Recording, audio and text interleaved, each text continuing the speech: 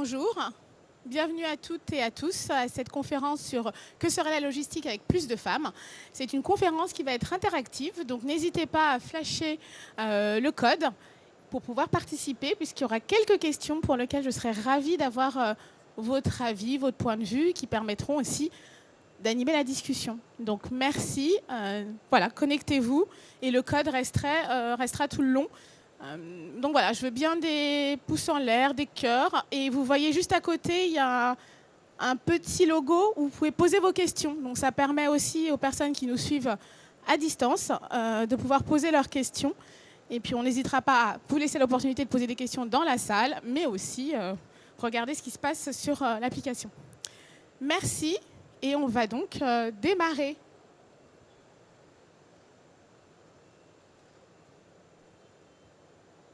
Voilà. Encore venir.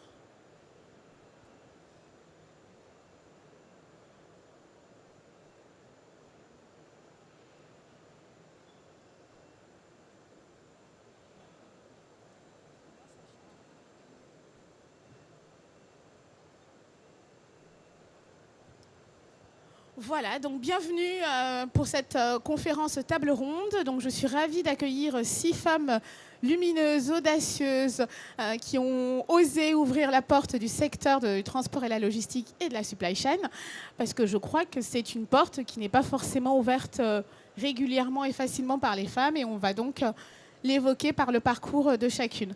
On va démarrer donc avec une première question d'interaction. Donc j'espère que vous êtes déjà là, et donc on va y aller. Donc, effectivement, l'objectif aujourd'hui, c'est de se dire, finalement, pourquoi ou que serait ce secteur avec davantage de femmes. Mais déjà, le constat, il est combien il y a de pourcentage de femmes dans le secteur du transport et la logistique. Et là, je vous vois en train de répondre. Donc, n'hésitez pas à continuer de mettre de l'information, de la donnée. Vous voyez, ça bouge au fil de vos réponses, et je vais commencer à vous donner quelques éléments. Alors, le 2% représente en fait le pourcentage de femmes dans les métiers de la conduite. Donc là, on est sur le chiffre le plus faible, donc il y a quelques personnes qui pensent que c'est 2%, donc peut-être qu'eux aussi, dans leur activité et leur filière, il n'y a que 2%. Il n'y a que 2%. Après, on voit effectivement 23 personnes qui pensent qu'il y a 10%. Eh bien non, on est bien sur un 20% de femmes dans le secteur. C'est un chiffre qui est stable depuis une dizaine d'années. Donc on a effectivement autour de nous des femmes qui représentent donc ces 20%. Mais quand on va détailler avec le parcours de chacune, je pense qu'on se rendra compte que ces 20% ne sont pas linéaires. Et donc peut-être pour ça que vous aussi, vous n'avez pas imaginé qu'il y en avait autant si dans votre activité, il n'y en avait pas finalement régulièrement et en croissance. Donc, parole à nos intervenantes. Moi, je propose qu'on démarre avec vous, Olga, parce que donc Olga, vous êtes aujourd'hui en charge de l'Union TSF et du pôle terrestre. Donc, expliquez-nous comment vous rentrez dans le secteur du transport et de la logistique, parce que je crois qu'à la base, vous étiez avocate. Donc, pas du tout un sujet de prédilection dans le parcours initial. Oui, merci. Bonjour tout le monde. C'est vrai que de formation juriste, j'ai commencé ma carrière professionnelle dans un cabinet d'avocats américain, cabinet d'affaires, avec la spécialité fiscalité internationale, banque et assurance. Et alors, au bout de 3 ans de ma pratique, j'ai réalisé que ça ne m'intéressait pas. Au bout de 8 ans d'études et 3 ans d'activité, je me dis, bon, non, c'est pas ça. Alors, qu'est-ce qu'on peut faire quand on a le CV ultra spécialisé? Donc, j'ai cherché à m'orienter et ça ne marche pas. Et alors, je me suis retrouvée dans une PME de transport qui était presque en dépôt de bilan, qui était prête à m'accueillir en disant « Ok, on ne perd rien. C'est la personne qui est ultra qualifiée qui peut nous aider, parce que moi, je voulais changer de job, mais personne ne me prenait. Je voulais complètement changer de secteur et c'était difficile. Alors, cette société m'a accueillie et c'est la société que j'ai dirigée pendant 13 ans, que j'ai développée. C'était la livraison du dernier kilomètre. Je n'étais pas l'actionnaire majoritaire. Et au bout de 13 ans, les actionnaires m'ont demandé de les accompagner jusqu'à la vente de cette entreprise. Et je les ai aidés à céder cette entreprise. Et suite à ça, je suis entrée dans la fédération professionnelle patronale. Et aujourd'hui, j'accompagne les entreprises de transport. Je les aide à faire leur business. Très bien, merci beaucoup Olga. Est-ce qu'on donne peut-être la parole à... Alors, puisque finalement, donc vous êtes celle la plus éloignée, il y a une autre personne aujourd'hui, Sabrina Meskawi, qui n'était pas non plus disposée à intervenir dans ce secteur. Vous n'étiez même pas dans des filières dites d'ingénieurs. Donc expliquez-nous aussi comment vous ouvrez la porte de la filière. Avec plaisir, ravie d'être là. Alors moi, j'étais dans la diplomatie et le conseil aux États-Unis également. Et j'ai découvert le monde de la tech dans la Silicon Valley. Et j'ai vu ce qu'on pouvait faire. Je trouvais ça très intéressant. Je voulais me réorienter dans ce secteur. Et j'avais envie de rentrer en France. Et j'ai fait la rencontre du fondateur d'Evrysense, Younes, qui m'a dit viens, nous on est dans la logistique et dans le fret ferroviaire et ça va être sympa.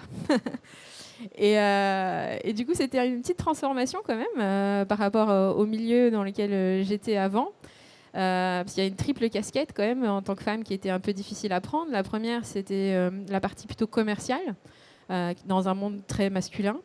La deuxième, c'est le fret ferroviaire. Aujourd'hui, il n'y a que 7% de femmes dans les postes de décision dans le fret ferroviaire.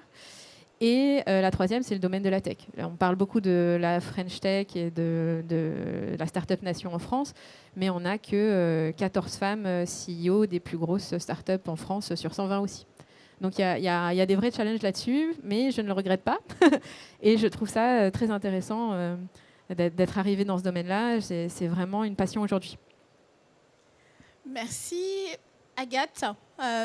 Dites-moi aujourd'hui aussi comment vous entrez dans ce secteur. Quelle est l'opportunité qui vous permet d'ouvrir la porte? Bonjour à tous.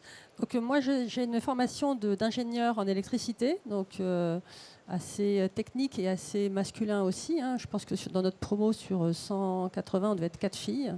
Donc ça s'est sans doute démocratisé depuis. J'ai ensuite été chef de projet dans la cosmétique, puis l'agroalimentaire, puis la VPC. Et c'est dans la VPC, donc là, sur ces 3 postes-là, j'étais chef de projet, donc des postes de chef de projet dans ces domaines-là. Et dans ce dernier poste en VPC, c'est là où je suis passée d'un poste de chef de projet à un poste de management. Donc la VPC, ça reste de l'organisation, c'est de la logistique, et c'est très féminin puisque c'était la VPC textile. Et donc de ce poste-là, je suis passée ensuite à la prestation logistique puisque un de nos prestataires m'a recruté et depuis, ça fait un peu plus de 20 ans, je suis dans la prestation logistique. Donc la prestation logistique, ça peut paraître assez masculin, mais moi j'ai toujours été plutôt dans le B2C et le B2B aussi, mais sur des secteurs d'activité de textile ou de cosmétique. Et donc aujourd'hui je suis chez Arvato depuis 1 an et demi. Arvato dans la cosmétique et le textile, et on est à 60% féminin. Donc plutôt beaucoup de femmes. Même au comité de direction, on est 44% de femmes.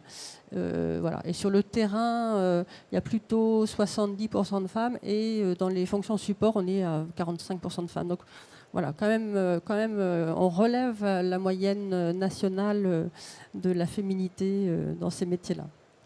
Très bien, on va faire un focus dessus tout à l'heure. Marie-Noëlle Tinet-Diavre, dites-moi, parce que si je ne me trompe pas, vous étiez sur du commerce international. Donc commerce emmène facilement peut-être au transport et à la logistique, mais expliquez-moi. Bonjour Sabine et bonjour à toutes et à tous. Donc je suis la directrice adjointe du cluster maritime français.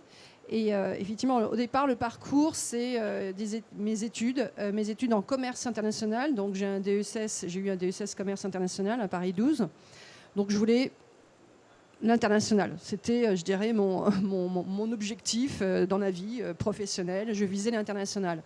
Et je suis rapidement arrivée dans une start-up qui faisait la promotion des salons professionnels en France. Donc une start-up, on démarre sur surtout des salons dans la parfumerie et cosmétique, notamment un salon à Hong Kong, et je démarre comme commercial pour vendre des stands à des entreprises françaises et les emmener à Hong Kong exposer. Donc je démarre comme ça ma carrière, et la société se développe, on se développe dans plusieurs secteurs, donc je fais tout le début de ma carrière, à peu près 10 ans de ma carrière, dans le milieu des salons professionnels. Voilà.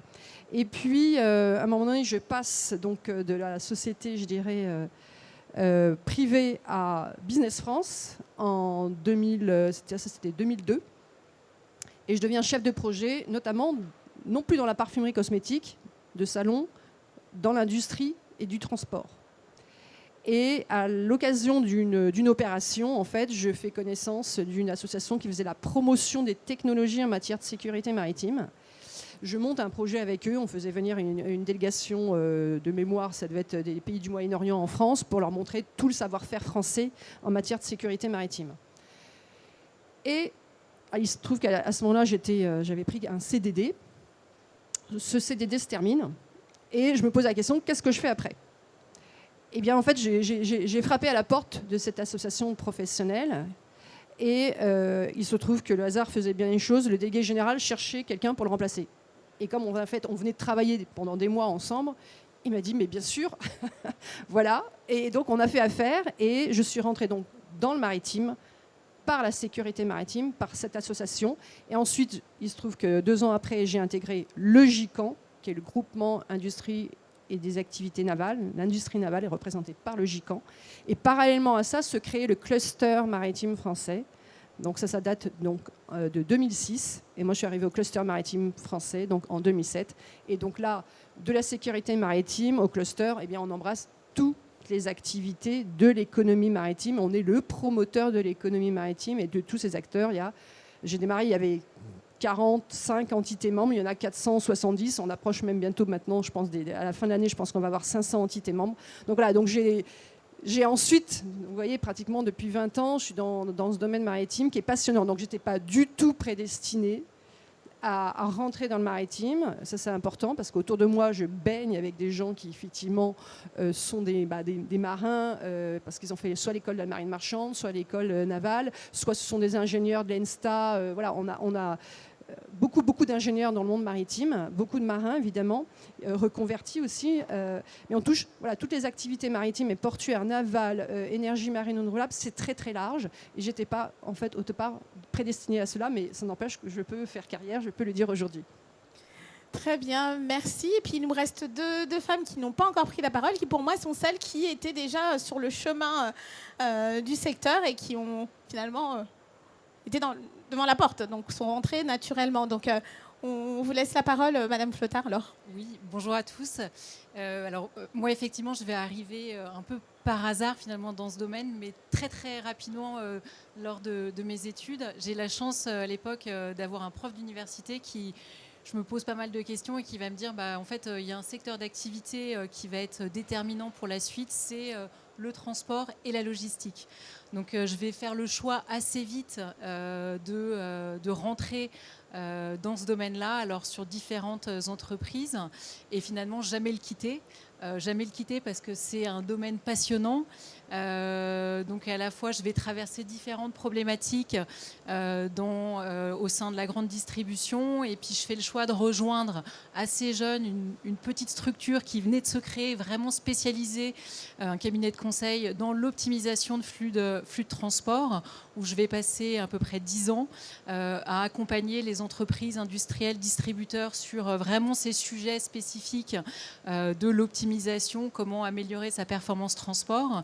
Et puis au bout de 10 ans, force est de constater que dans ce domaine-là, il y a quand même des sujets IT, techno qui sont clés pour demain, qui vont être des enjeux. Et je me respécialise un peu plus au sein du transport, mais également sur toute la partie tech en intégrant un éditeur de logiciels spécialisé dans l'optimisation de flux de transport. Donc encore un domaine finalement où on va être peu nombreuses au départ. Et je continue et perdure parce que je viens de rentrer et changé très récemment, il y a quelques jours, en tant que directrice commerciale et marketing chez Rayonnance. Donc voilà, un acteur à la fois toujours dans l'édition de logiciels, spécialisé sur des logiciels de digitalisation, traçabilité, applications mobiles, à destination du domaine du transport, logistique et du retail. Très bien. Et enfin, Marie, Paulin, à vous d'expliquer comment votre diplôme d'ingénieur vous emmène. Bonjour à toutes et à tous. Moi, pour ma part, effectivement, j'ai commencé avec un diplôme d'ingénieur, donc milieu, somme toute, très technique et très masculin dès le départ. Cela étant, j'avais fait une spécialité génie industriel qui m'a menée vers des stages en logistique dès le départ, et je suis restée depuis en logistique. Donc ça fait 15 ans que je travaille en logistique. J'ai commencé chez Caterpillar pendant quelques années, à l'étranger. Et puis, je suis revenue en France pour travailler chez Norbert Dentressangle à l'époque. Donc, chez Caterpillar et chez Norbert Dentressangle, j'étais sur de l'ingénierie. Donc, accompagner des réimplantations, mettre en place des nouveaux entrepôts, une nouvelle implantation, décrocher des nouveaux contrats, évidemment, puisqu'en prestation logistique, c'est le cœur du business. Et puis, très vite, j'ai eu envie d'aller voir ce que c'était que le terrain. Et donc, maintenant, ça fait plus de 10 ans que je suis en exploitation. J'ai évolué chez Norbert Dentressangle, puis XPO, au niveau d'exploitation, voilà, les différents postes de management, responsable d'exploitation, directrice d'exploitation, directrice de site. Ce qui permet très vite en logistique, d'ailleurs, de voir beaucoup de choses. Et puis, je suis maintenant depuis 2 ans dans le groupe Pomona, branche Épi-Saveur, qui fait évidemment de la logistique en propre, puisque le cœur de business de Pomona, c'est du commerce de détail et de gros. Et depuis, donc là, je suis avec une équipe de 120 personnes et je dirige l'équipe de 120 personnes et je suis la seule femme.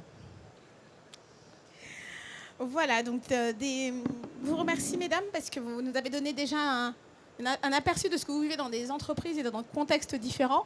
On va rentrer sur une autre question. Donc là, je vous amène à revenir sur l'application. Et alors, pour ceux qui sont déconnectés, il y a le code qui est affiché et vous pouvez aller sur www.menti.com. Voilà, et donc j'attends de voir ce que vous pensez. Donc la filière logistique compte 1,8 million d'emplois en France. C'est le 5e recruteur en France, ou 4 fois la filière automobile. Sachant qu'il y a un piège, en fait. Donc, effectivement, en fait, vous avez raison, on est sur 50-50 parce qu'en fait, les 2 réponses sont bonnes. Donc, on est bien sur un secteur où l'attractivité de l'emploi évolue. Il y a 28 000 emplois créés en 2021. Alors là, on voit de manière plus large sur le secteur transport et logistique. Donc, une vraie progression, une augmentation des effectifs depuis 7 ans. Donc, on est quand même sur une filière et un secteur où il y a de l'emploi, même si on est en train d'automatiser, de faire plein de choses qui vont créer de l'innovation. Et ça sera la dernière étape, on va parler innovation.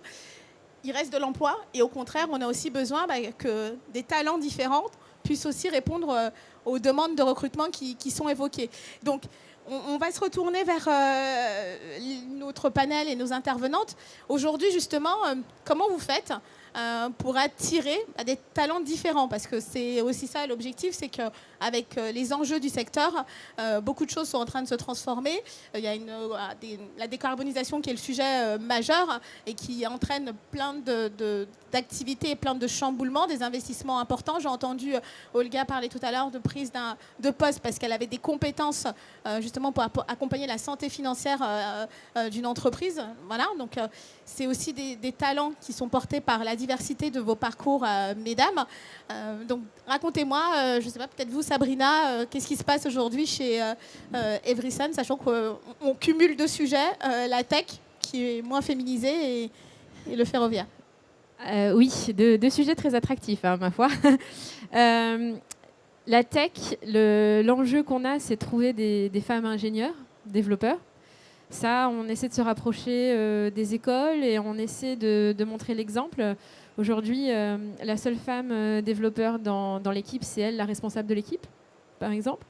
Donc on a aujourd'hui 11 femmes dans l'entreprise.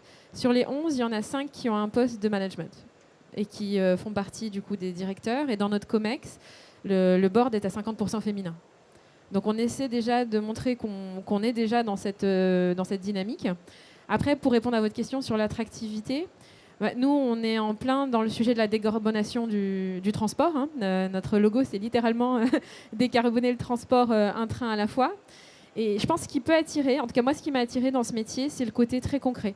L'impact qu'on peut avoir dans ces filières logistiques où on voit le résultat de nos actions. Aujourd'hui, quand on aide un client, on voit que s'il fait un train de plus, c'est 40, 50 camions de moins sur la route et les tâches qu'on peut avoir sont très concrètes pour y arriver. Donc, 2 choses qu'on essaie de faire. La première, se faire connaître dans le monde de la tech pour pouvoir attirer les bons talents. La deuxième, essayer de montrer que ce qu'on fait, la logistique, ça peut être sexy, et que le rail, ça peut être quelque chose de très passionnant. Ok, est-ce qu'une autre a envie de prendre la parole? Et voilà, Agathe Arvato. Pour ce qui est de la logistique, c'est surtout de l'organisation. Donc, on ne va pas dire que les femmes sont organisées, mais en général, ce sont des sujets que l'on aime. Et donc, on arrive à attirer aussi les jeunes femmes. C'est moins technique. Je pense que la logistique, c'est moins technique que d'autres, que l'industrie. Et c'est plus de l'organisation. Donc c'est intéressant. Et ensuite, on a quand même un contact direct avec le produit. Alors, on n'est pas dans la prestation logistique, on n'est pas chez les chargeurs, mais quand même, on voit des produits tous les jours. Et donc, quand on est dans les milieux de la logistique, de la cosmétique ou la logistique du textile, on est proche. Ensuite, dans nos métiers de logistique, on automatise de plus en plus. Donc, on retire de la pénibilité ça permet aussi d'avoir plus de femmes sur les activités. Tout à fait. Marie, alors vous qui êtes la seule au sein de la direction logistique chez Groupe Pomona, donc la seule femme à ce poste, expliquez-nous comment aujourd'hui vous voyez aussi comment déconstruire les préjugés, les stéréotypes qui font que peu de femmes ouvrent la porte du secteur ou envoient leur CV pour vous rejoindre. Oui, effectivement. Bon, moi, je suis un peu la preuve par l'exemple. Donc, ce qui est intéressant derrière, c'est que on regarde forcément les conditions de travail, puisque typiquement, nous, on est dans un métier où on parle de tonnage au quotidien. Donc forcément, c'est des métiers très physiques. Mais en même temps, on l'a dit un petit peu rapidement tout à l'heure, la logistique est quand même très, très large. C'est-à-dire que moi, même dans mes équipes, il y a des postes administratifs, il y a des postes d'ordonnancement, il y a des postes de gestion de stock. Et donc, on les ouvre beaucoup plus à des stages, ce qui permet en fait à nos jeunes d'y accéder, de se faire une première impression, de voir ce qui est possible. Typiquement, voilà, on peut rentrer en gestion de stock et puis finalement se dire chef d'équipe, ça m'a l'air pas mal en fait en exploitation. Et ça permet d'ouvrir beaucoup plus l'accès, notamment aux jeunes, puisque les écoles maintenant logistiques émergent, mais la connaissance des métiers, de la diversité des métiers de la logistique ne sont pas encore tout à fait connus de tous. Allez-y Marie-Noël. Non, mais pour compléter effectivement ce que vous dites, dans le maritime en l'occurrence, effectivement, en fait les Français, les Françaises globalement méconnaissent, alors je pense les métiers, la diversité des métiers dans le transport, la logistique, je dirais, et le secteur maritime, la filière maritime est très très méconnue. Donc nous, la problématique, parce qu'effectivement la filière maritime est en croissance, tous les secteurs recrutent. Industrie navale, transport maritime, port, les énergies marines renouvelables, les métiers de service, on recrute. Simplement, effectivement, il faut trouver des personnes qui vont vouloir rentrer dans nos métiers. Et donc, au cluster maritime, en tout cas, on a depuis des années, on est engagé sur l'attractivité des formations et des métiers. Et d'ailleurs, je signale qu'actuellement, il y a la semaine de l'emploi du maritime organisée par Pôle emploi un petit peu partout en France. Et il y a différents événements au mois de mars, justement, en région, à Lorient, je pense, et au Havre, pour ne citer que ces villes, qui, justement, font la promotion de tous les métiers de la filière. Et donc, pour faire entrer notamment des jeunes, il faut leur faire connaître les métiers. Et moi, mon sujet aussi au cluster, puisque je suis très engagée sur la féminisation et la mixité de la filière maritime, on a créé en 2018 un événement qui s'appelle les Ailes de l'Océan, avec comme partenaire Elle Bouge, que peut-être vous connaissez aussi ici, qui fait connaître les métiers de technicienne et d'ingénieur aux jeunes filles, donc collégiennes, lycéennes et étudiantes. Et donc, on a eu plusieurs opérations et la prochaine, c'est le 23 mai. Et je suis vraiment très heureuse de pouvoir dire qu'il y a 50 opérations, donc plus de 50 entreprises qui vont ouvrir leurs portes toute la journée du 23 mai et proposent aux collégiennes, aux lycéennes, aux étudiantes de venir chez elles, sur site, de rencontrer des femmes en poste qui vont parler de leur parcours, de leur métier, des enjeux, de leurs projets, des activités. Il y a évidemment aussi des hommes qui sont là pour les accueillir, mais l'idée, c'est de mettre des femmes rôle modèles en place devant ces jeunes filles, pour leur faire découvrir les métiers et leur montrer que c'est possible. Voilà, donc c'est créer des déclics auprès des jeunes, en fait. Très bien, parce qu'effectivement, on est quand même dans un secteur où les enjeux de transformation sont importants. Donc, on est aussi sur des nouveaux métiers. De ce que je comprends, et en faisant le tour du salon, il y a quand même des innovations, il y a de l'attractivité sur des nouvelles façons de travailler. Et on parlait tout à l'heure de pénibilité. Donc, aujourd'hui, les femmes, qu'est-ce qu'elles vont aussi apporter dans la réflexion et dans la nouveauté, puisqu'on est à la recherche aussi d'innovation dans le secteur. Donc, est-ce qu'il n'y a pas une opportunité aussi dans l'innovation que ça permette plus d'inclusivité de femmes et puis d'autres diversités de talents? Si une veut prendre la parole. Forcément, l'innovation, aujourd'hui, on s'en rend compte. Alors, en tant qu'éditeur de logiciels, et on fournit aussi, bien évidemment, du matériel pour accompagner, je dirais, les différentes actions.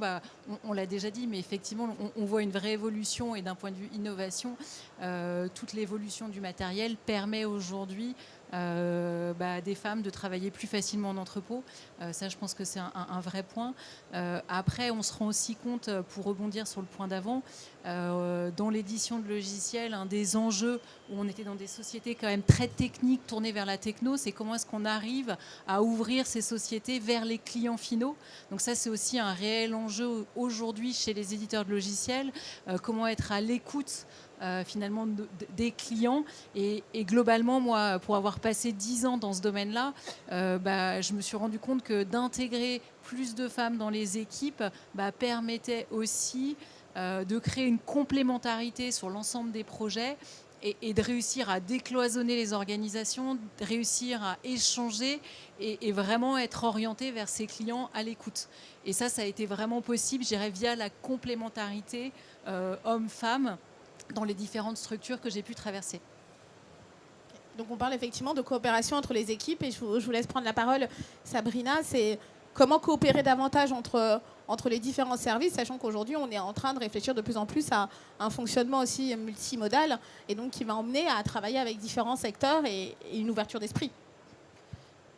Moi, je trouve que le digital, parce que je rebondis aussi, c'est une formidable opportunité pour les utilisateurs, les opérationnels, de gagner en termes de valorisation de leur travail en faisant des tâches à plus forte valeur ajoutée.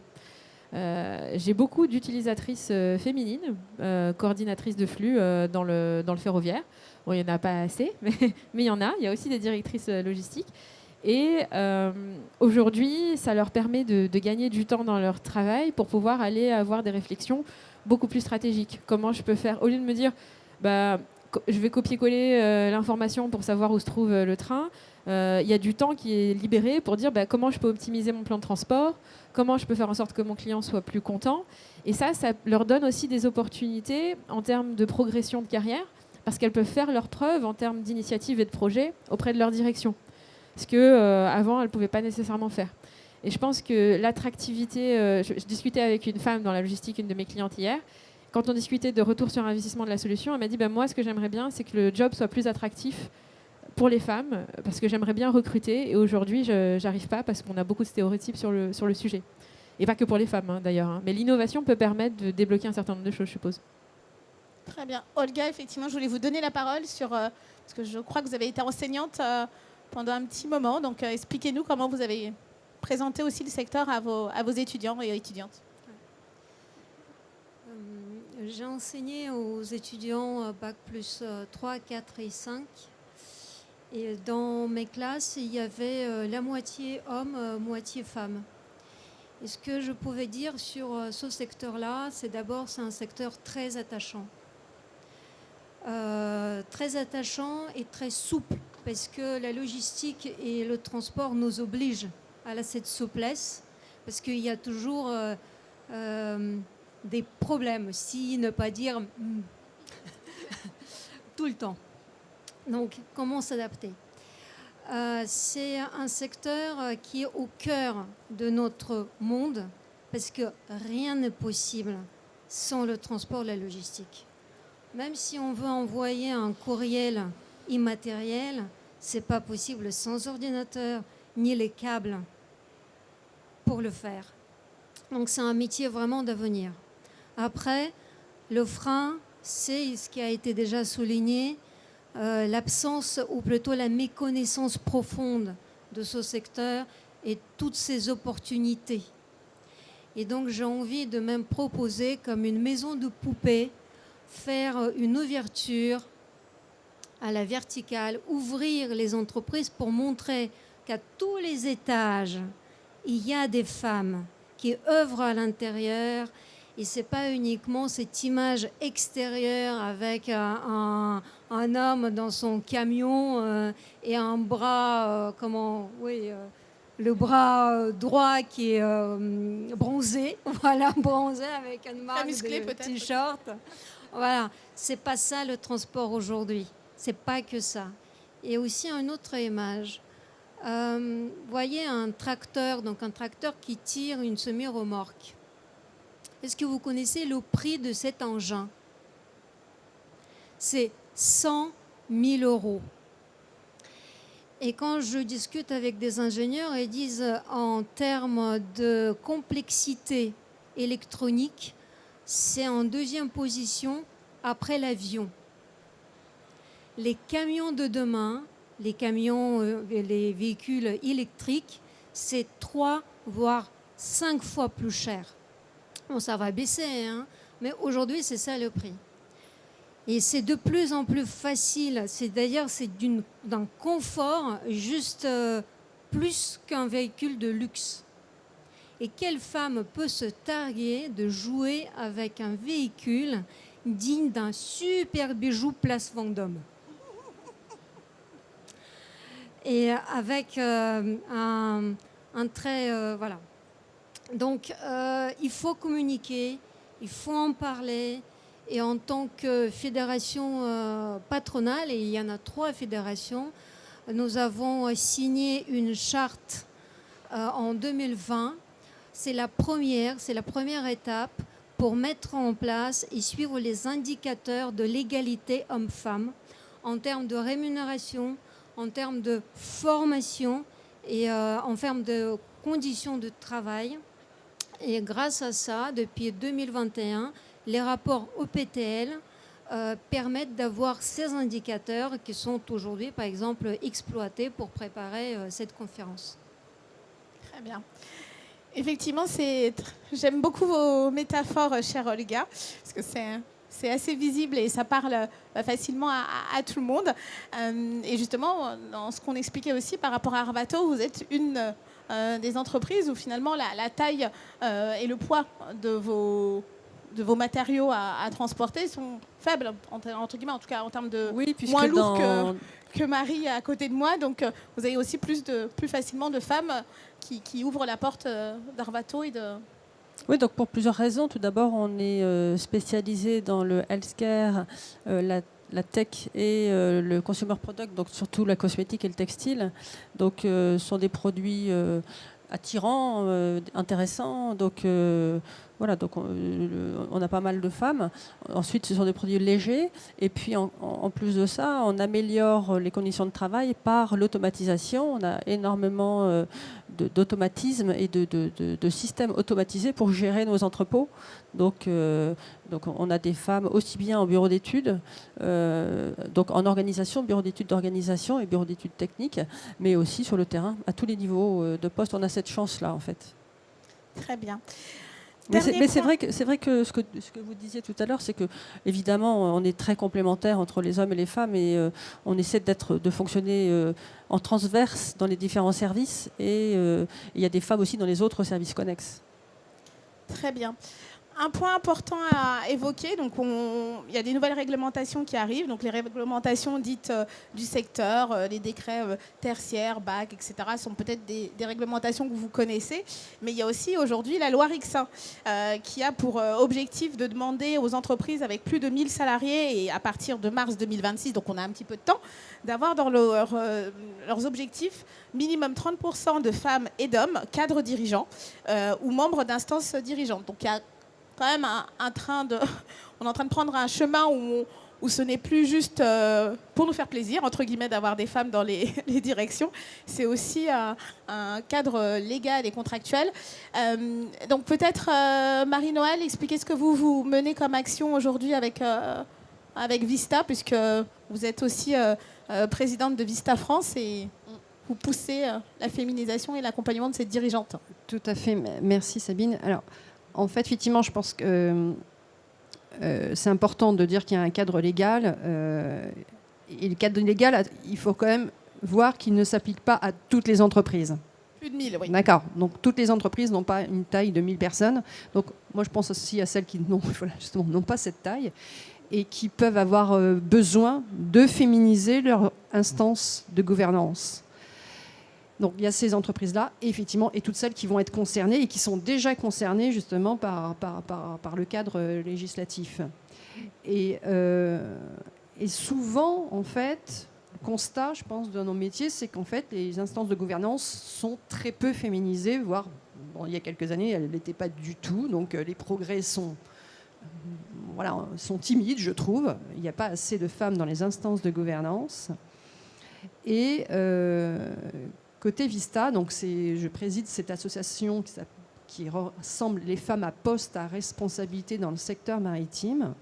C'est une association qui compte 150 membres et je salue Nadine Rakoto qui est dans la salle et toutes celles qui sont là aussi pour mes côtés, qui sont venues. Donc, des femmes basées notamment dans toutes les grandes villes portuaires en France, mais on est aussi 4000 dans le monde, dans 56 pays. Voilà, donc pour placer le contexte, c'est à ma connaissance la plus grande des associations professionnelles de rassemblement des femmes dans le secteur maritime. Et là, il y a quelques temps, en fait, depuis quelques temps, je suis sollicitée pour permettre aux dirigeants, en fait, d'identifier des femmes qui ont le profil pour prendre la direction, piloter telle ou telle organisation. Et puis, de fil en aiguille, je me suis dit, mais effectivement, il y a quelque chose à faire, puisque moi, je constate que beaucoup, après, d'acteurs se disent, oui, on a conscience, et il faut, parce qu'il y a la réglementation, on a besoin de femmes, mais qui choisir? En fait, on a l'impression qu'ils ont du mal à trouver, parce qu'effectivement, pendant longtemps, qu'est-ce qu'ils ont fait? Ils sont allés appeler les copains. La vérité, c'est ça, c'est quand même l'entre-soi, quand même. Et donc là, on leur explique, ou on leur impose d'aller chercher des femmes. Et donc, depuis quelques temps, j'ai réfléchi, je fais qu'est-ce que peut faire Vista? Puis on est connus, nous, dans le monde maritime, on fait beaucoup de choses. Et là, je me suis dit, qu'est-ce que je peux faire en plus? Et donc là, on est en train de créer un groupe, on va dire un vivier de femmes administratrices qui ont déjà des mandats d'administratrices indépendantes ou qui ont le profil et la volonté de le devenir. Donc on est en train de lancer cette action. Là, dans quelques semaines, ça devrait être prêt pour dire justement aux dirigeants, on sait que vous allez avoir besoin de chercher des femmes pour renouveler votre conseil d'administration, puisqu'on va se positionner là-dessus. Eh bien, nous avons un vivier et on a des profils qui sont prêts à franchir le pas. Donc, regardez, on est une solution. Voilà comment Vista propose cette solution à cette problématique. Merci, un bel exemple. Je vous propose de revenir sur l'application pour interagir. Donc, sur ces 3 jours de la semaine de la SITL, des solutions innovantes sont présentées autour de 6 thématiques. Donc, c'est totalement anonyme, donc c'est vraiment juste pour la discussion. Je vous laisse à chacun la possibilité de dire quelles sont vos priorités et quels sont les sujets, les thématiques qui vont être vos réflexions de demain. Donc ne soyez pas timides. Donc le temps que ça se mette un petit peu en ordre et que chacun donne son avis, je vais proposer à Marie de parler effectivement de l'entrepôt du futur, puisque c'est peut-être un des sujets aussi pour le groupe Pomona et puis pour Epicsavor, parce que comment faire que ce tonnage soit plus facile d'accès pour tout le monde et on parle de qualité de vie au travail, donc je pense que ce n'est pas qu'une histoire de femmes, c'est peut-être pour tout le monde aussi d'avoir une... Oui, bien sûr, on a des sujets tant entrepôt d'ailleurs que transport, puisqu'on est sur une logistique intégrée depuis la réception jusqu'au client final. Et donc, à ce titre, effectivement, les conditions de travail, c'est un point important pour les femmes, évidemment, mais pour tous les collaborateurs, quels qu'ils soient, notamment quand on cherche à faire évoluer nos équipes, nos talents. Typiquement, aujourd'hui, un préparateur qui soulève des tonnes ne va pas le faire pendant 20 ans. L'enjeu est donc d'avoir des évolutions internes, des formations qui permettent de sortir des métiers pénibles, et puis effectivement d'arriver dans un futur proche ou lointain, je ne sais pas, à faciliter les conditions sur les prélèvements des charges lourdes, sur le filmage, sur la livraison. On pourrait même, on a beaucoup de sociétés qui travaillent sur des exosquelettes, donc qui peuvent être aussi des démarches qu'on lance de manière coordonnée avec la médecine du travail, par exemple, les ergonomes. Et puis derrière, se dire qu'avec tous les enjeux RSE que les entreprises, de fait, doivent mener, on est aussi sur des solutions de livraison qui vont être peut-être un peu plus fines, un peu plus sur le dernier kilomètre, avec des solutions de proximité qui donnent plus accès aux femmes à la conduite, voire des solutions de conduite autonome, sait-on jamais. Tout à fait, effectivement, il y a pas mal de choses qui sont en train de bouger. Donc justement, dans le cadre du salon, vous avez l'Innovation Hub qui met en avant donc, des solutions technologiques aujourd'hui qui peuvent répondre à ce que vient de présenter Marie. Par exemple, German Biotique, effectivement, c'est une société pour les exosquelettes, pour alléger donc, la tâche des équipes logistiques qui est présentée. Je crois qu'il y a eu un prix hier après-midi. On parlait du dernier kilomètre. Effectivement, comment aujourd'hui aider le transport en centre-ville de marchandises. Voilà, donc moi je me suis amusée à tester tout à l'heure, hier, Keol, qui est une solution, justement, une remorque électrique intelligente. Donc les choses existent, c'est peut-être encore novateur, c'est encore au balbutiement, mais voilà. Donc je vais peut-être proposer à chacune, en fonction de ce que vous voyez affiché. Donc la première, c'est des solutions alternatives en matière d'énergie et de décarbonisation de la supply chain. Ça emmène aussi à une solution d'innovation qui est présentée aujourd'hui, mais je vais vous laisser peut-être prendre la parole. Je ne sais pas si certaines ont envie de commenter et de dire en quoi ces innovations vont être bénéfiques pour tous et peut-être aussi permettre un peu plus d'inclusion des femmes dans le secteur. Alors, forcément, quand on voit la première thématique, les solutions alternatives et la décarbonisation de la supply chain, alors moi, avec mon prisme, effectivement, transport, IT, ce que je peux dire, c'est qu'à partir du moment où on travaille sur de l'optimisation de flux, forcément, c'est moins de véhicules sur les routes. Donc on a un impact direct sur la décarbonisation. Ces solutions, et c'est là où on voit l'apport de la techno sur les dernières années. C'est là où on voit aussi qu'on a une capacité aujourd'hui de venir finalement capitaliser sur toutes ces informations qui vont permettre d'optimiser au mieux et de rendre finalement accessible des travails d'exploitation, exploitation transport via l'apport de la technologie et agir directement sur ces sujets de décarbonisation, de livraison du dernier kilomètre, où aujourd'hui, c'est vrai, encore dans les centres-villes, on voit encore beaucoup trop de véhicules présents le matin dans une même rue qui viennent potentiellement même livrer la même enseigne. Donc pour moi, c'est vraiment un des enjeux de demain. Et là, clairement, via mon prisme, à la fois la techno, l'édition de logiciels, tout ce que ça permet, et ça permet aussi, bien évidemment, d'ouvrir ces métiers-là à la fois, je dirais, aux femmes.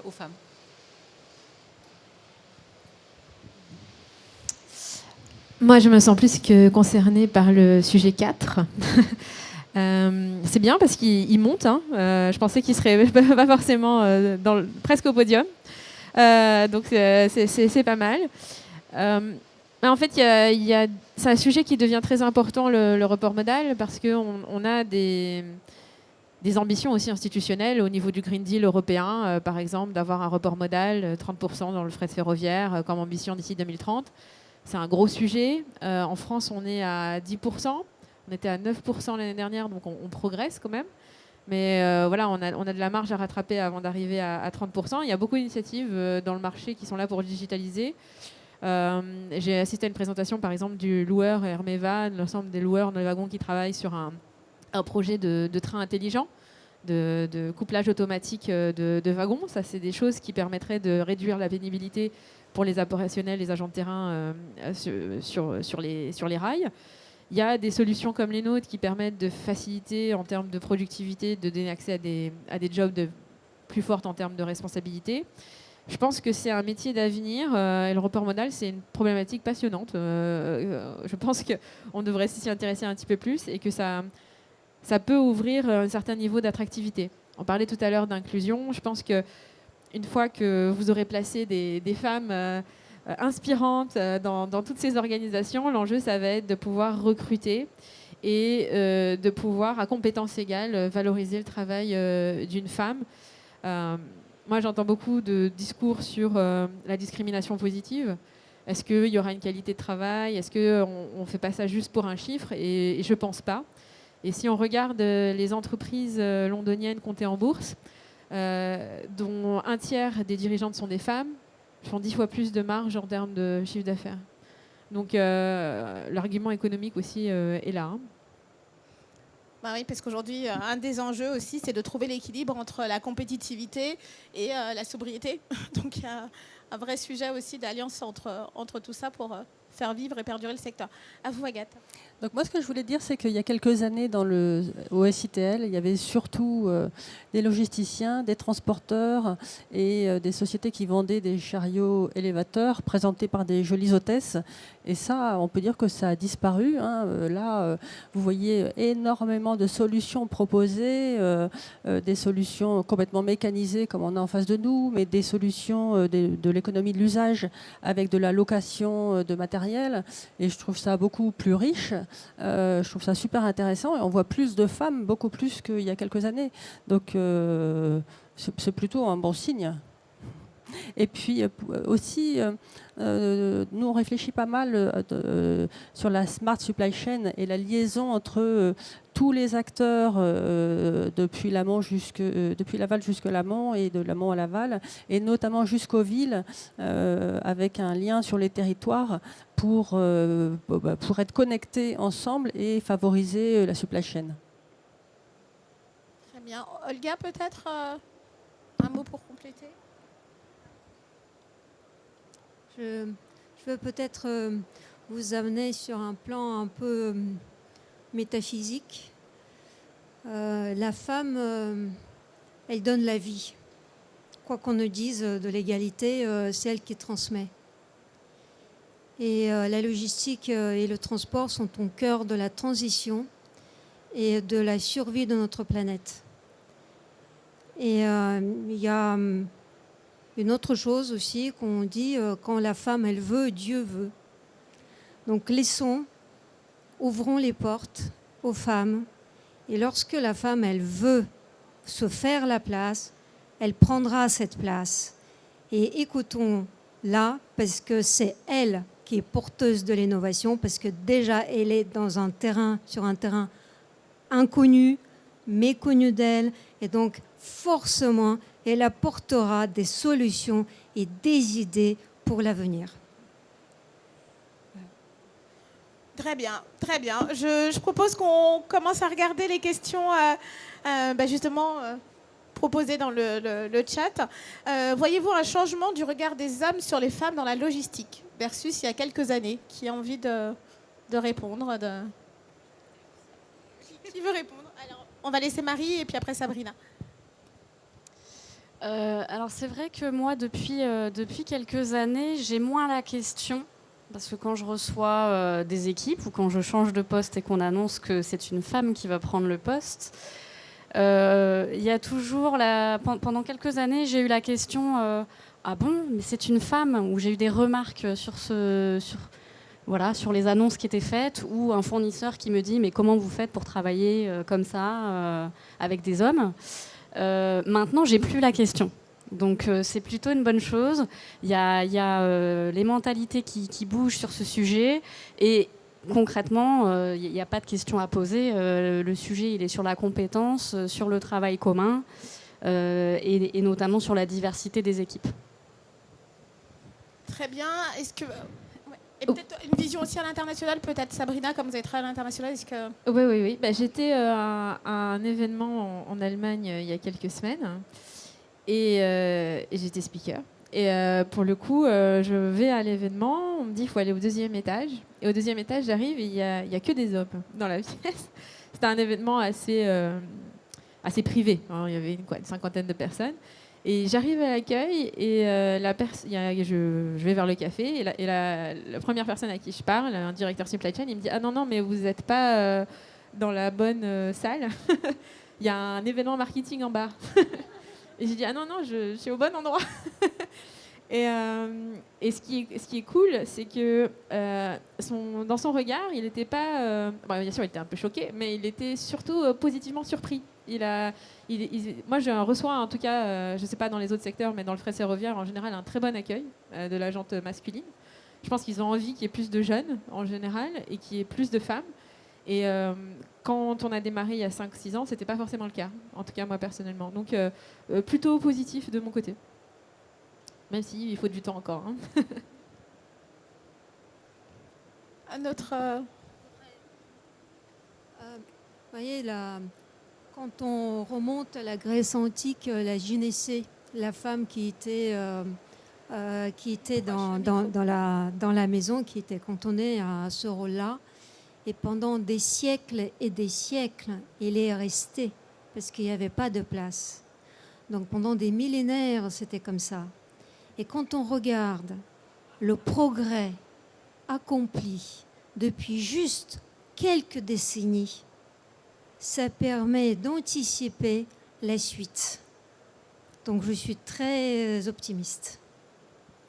Très bien, merci. Et donc justement, l'équilibre vie professionnelle et vie privée, qui est un sujet, j'ai envie de dire que ce n'est pas que dans ce secteur, donc c'est un sujet dès que des femmes prennent des postes de direction, puisqu'on s'attend à ce que les choses ne changent pas dans le reste de la vie personnelle. Donc, est-ce qu'une d'entre vous a envie de prendre la parole sur comment gérer ça ? Alors, je veux bien effectivement prendre la question. Enfin, c'est une question, un constat. Alors, effectivement, c'est un sujet, en fait, l'équilibre vie professionnelle, vie perso, vie privée, qui monte, en fait. Hein. Nous, on a un observatoire au cluster maritime qu'on a mis en place il y a déjà quelques années pour mesurer le nombre et la place des femmes le nombre, la place et l'évolution des femmes dans leur secteur maritime. Et ça fait partie des questions, justement. Dans le maritime, on est concerné parce qu'effectivement, il y a quelques femmes qui embarquent à bord des navires, marine marchande ou marine nationale. Donc là aussi se pose la question de l'équilibre de ces vies professionnelles et privées. Alors moi, on s'est posé la question, mais déjà la réponse est plutôt oui, c'est possible. C'est vraiment possible, même quand on a des métiers de femmes justement à bord des navires. Ça demande de l'organisation personnelle, familiale. Les entreprises s'adaptent quand même aussi quand il y a une volonté. Nous, on a des cas de figure où il y a des femmes qui embarquent et leurs maris aussi embarquent. Donc on fait comment? J'ai des exemples quand même qui montrent que c'est possible. Donc en fait, c'est vraiment une question d'organisation. On l'a dit tout à l'heure aussi, nous les femmes, on sait très très bien s'organiser, je trouve, d'un point de vue familial. Tous les jours, il peut y avoir des incertitudes dans la vie familiale quand il s'agit de gérer les enfants. Donc on s'adapte tous les jours. Et la question de vie professionnelle, équilibre vie professionnelle, vie privée, c'est possible. Ça ne veut pas dire que c'est un long fleuve tranquille. On n'aime pas les grains de sable qui viennent se glisser dans notre organisation quotidienne, mais c'est possible, on y arrive. Voilà. Donc, Après, juste, ça ne devrait pas être une question de sexe. L'équilibre vie familiale, vie professionnelle devrait être le sujet de tous. Oui, parce qu'effectivement, cette question, elle vient souvent dans les conférences quand on parle des femmes et pas dans les conférences pour les hommes. Donc, je l'affiche parce que c'est intéressant, mais au final, l'équilibre est à chercher pour tout le monde. Et c'est vrai que moi, dans ma carrière par le passé, quand je rencontrais, j'avais un poste de direction, quand je rencontrais d'autres directeurs, on me disait « T'as combien d'enfants ?» Enfin, est-ce qu'ils posent la même question à un homme? En général, on parle de ses enfants à une femme et jamais à un homme. C'est bizarre. En tout cas, sur cette question-là, il y a quand même eu quelques avancées, notamment dans le Code du travail. Donc maintenant, on a des congés naissance obligatoires de 7 jours pour les hommes, des congés paternité également. Donc typiquement, moi, dans mon organisation, on est beaucoup plus sur ces sujets-là. Parce qu'en plus, à la différence des femmes, on ne devine pas que la femme à la maison est enceinte quand on a le salarié chez soi. Donc, c'est des choses qui évoluent aussi énormément dans l'organisation au travail et en dehors du travail. Très bien. Une question qui n'était pas forcément posée, mais qui, moi, m'interpelle. En plus, c'est le thème de la table ronde. On parle de RSE. Donc, le RSE, aujourd'hui, on se pose des questions environnementales, sociétales. Est-ce que ces questions-là ne sont pas aussi des questions que se posent plus nativement les femmes? Et dans cette transformation qui est abordée aujourd'hui, est-ce que ce n'est pas aussi un moyen d'apporter de nouvelles questions ou de nouvelles solutions à des questions qui n'étaient pas existantes ou pas posées?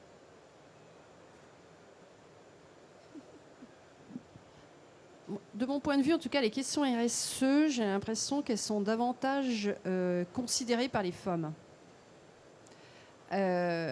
Responsabilité sociale de l'entreprise, moi je trouve que ça parle ça nous parle. J'ai l'impression que ça nous parle davantage et qu'on se sent davantage investi sur ces questions-là. Et mon constat, c'est que quand je regarde les entreprises, les dirigeants des questions RSE, ce sont souvent des femmes. Donc c'est un constat, mais je pense qu'on a toute notre place dans cet enjeu et dans ces enjeux, et le chemin ne fait que commencer. La trajectoire, elle va prendre des années, et les entreprises, de toute façon, il va y avoir des cadres encore plus, je dirais, contraignants, et les questions, les enjeux de RSE vont être de plus en plus prégnants, et donc je pense que c'est là où les femmes ont encore plus un rôle à jouer pour prendre, je dirais, un rôle encore plus important dans ces questions RSE, quoi. Donc, et se faire une place sur toutes ces questions d'enjeux pour les entreprises, mais pour la société en général. Très bien, on est sur la fin de cette table ronde. On a un cocktail juste derrière, donc ça sera le moment de continuer l'échange pour ceux qui sont avec nous. Et aussi, n'oubliez pas qu'à 16h15, il y aura le prix de l'innovation dans la grande scène qui permettra, sur la dernière question, de voir aussi ce que propose le SITL cette année en termes d'innovation et de continuer à se dire comment faire un monde, une société plus inclusive pour tous. Merci beaucoup pour votre attention. Bonne journée. Merci mesdames d'avoir pris ce temps avec nous et on vous retrouve sur le temps d'apéritif, de cocktail pour échanger. Merci.